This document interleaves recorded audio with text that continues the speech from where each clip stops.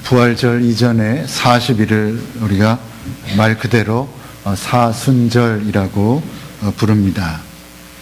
다음 주일이 벌써 부활주일이 됩니다. 지금 우리들은 사순절의 끝부분을 보내고 있습니다. 사순절이 가지는 의미가 무엇입니까? 막연히 40일이라는 의미는 아닐 것입니다.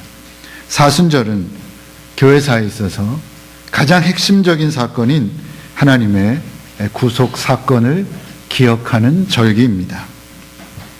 다시 말하면 우리의 죄를, 나의 죄를 용서하시기 위해서 하나님께서 그 아들을 이 땅에 보내시고 우리를 대신해서 십자가에 달려서 죽게 하신 그 구속의 사건, 그 십자가의 사건을 기억하고 그 의미를 깊이 묵상하는 기간이 사순절입니다.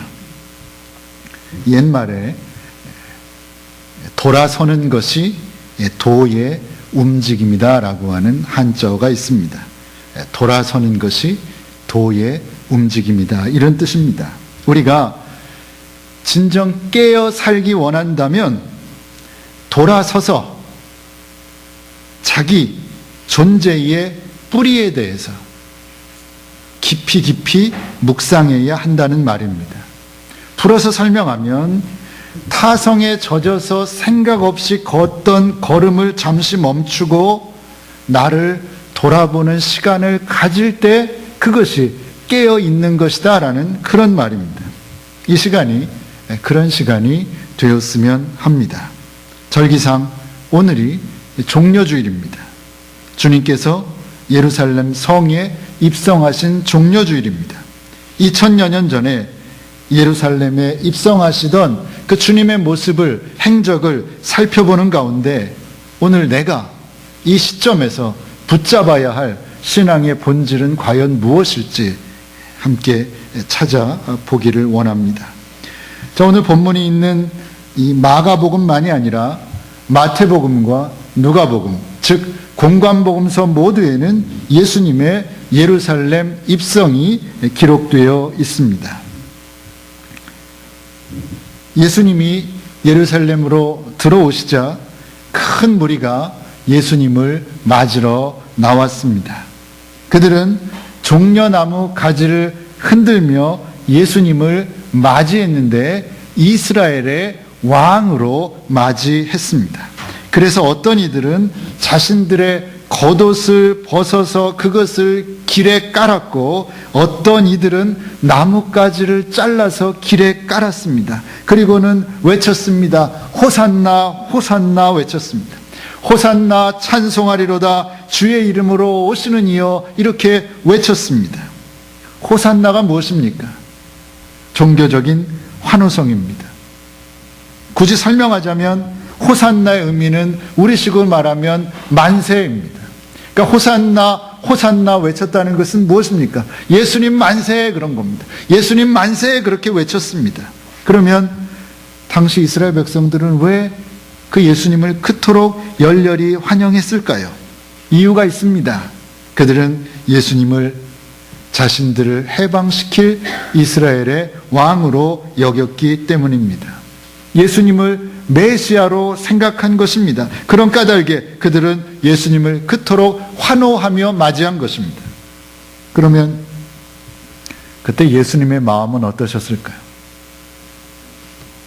죽으러 예루살렘에 들어가는데 이스라엘 백성들이 막 나와서 옷을 깔고 자기 가는 길에 옷을 깔아주고 예수님 만세, 예수님 만세라고 막 외치고 열광합니다. 예수님 마음은 어떠셨을까요? 기쁘셨을까요? 예수님의 마음은 슬프셨습니다. 사람들은 열광하고 환호하고 당신이 우리의 왕이라고 하는데 예수님은 슬프셨습니다. 왜? 예수님은 다 알고 계셨기 때문입니다. 예수님은 환호하는 군중들의 속마음을 다 읽고 계셨습니다. 어쩌면 그 군중들은 자기의 속마음도 모르고 나와서 사람들을 따라서 막 소리쳤는지도 모릅니다. 그러나 예수님은 아셨습니다. 그들의 속마음을 주님은 모두 읽고 계셨습니다. 그래서 주님은 기쁘지 않았습니다. 슬프셨습니다. 그리고 군중들 속에서도 외로우셨습니다. 그런 까닭에 주님은 예루살렘에 들어오시면서 예루살렘 성을 보시고 눈물을 흘리셨다고 성경은 말씀합니다. 주님은 눈물을 흘릴 정도로 슬프셨습니다. 그런 예수님의 판단은 틀리지 않았습니다. 주님을 보고 그토록 환호하며 갈채를 보냈던 군중들의 마음은 채 일주일도 가지 못하고 변하고 맙니다. 공간복음서 중에 누가복음이 그 상황을 가장 구체적으로 묘사합니다. 일주일도 안 돼 예수님은 붙잡히시고 빌라도 앞에 끌려오셨습니다. 근데 빌라도는 예수님에게서 죄를 찾지 못합니다.